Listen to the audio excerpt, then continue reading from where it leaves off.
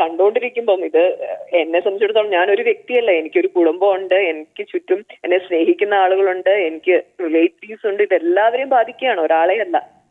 അങ്ങനെ നമുക്ക് സഹികെട്ട ഒരു അവസ്ഥയിലാണ് കേസ് ഫയൽ ചെയ്ത് മുമ്പോട്ട് പോകാം എന്നുള്ളൊരു ഡിസിഷൻ എടുത്തത്. ഇപ്പോൾ നൽകിയിരിക്കുന്ന ഒരു പരാതിയുടെ ഉള്ളടക്കം എന്താണ് ശ്രീമതി ഹണി? ഞാൻ കഴിഞ്ഞ ദിവസം ഇട്ട ഒരു പോസ്റ്റ് ഞാൻ വ്യക്തമായിട്ട് തന്നെ ഇട്ടിരുന്നു. അതിൽ പേര് മാത്രം പുറത്തേക്ക് പറഞ്ഞില്ല എന്നേ ഉണ്ടായിരുന്നുള്ളൂ. അത് തന്നെയാണ് അതിന്റെ ഉള്ളടക്കം. അതിൽ ബോബി ചെമ്മണ്ണൂർ എന്ന പേര് കൂട്ടിച്ചേർത്ത് തന്നെയാണ് ഇപ്പൊ പരാതി നൽകിയിരിക്കുന്നത്. താങ്കളുടെ മൊഴിയെടുത്തു പോലീസ് എന്നാണ് മനസ്സിലാക്കുന്നത്. ഈ കാര്യങ്ങളൊക്കെ തന്നെ പോലീസിനെ അറിയിച്ചിട്ടുണ്ടല്ലേ? തീർച്ചയായിട്ടും. ഒരു കാര്യം കൂടി, താങ്കൾ ഇട്ട പോസ്റ്റിന് താഴെ ഇപ്പോഴും പലരും, മുഖമില്ലാത്ത പലരും അധിക്ഷേപം തുടർന്നുകൊണ്ടേയിരിക്കുകയാണ്.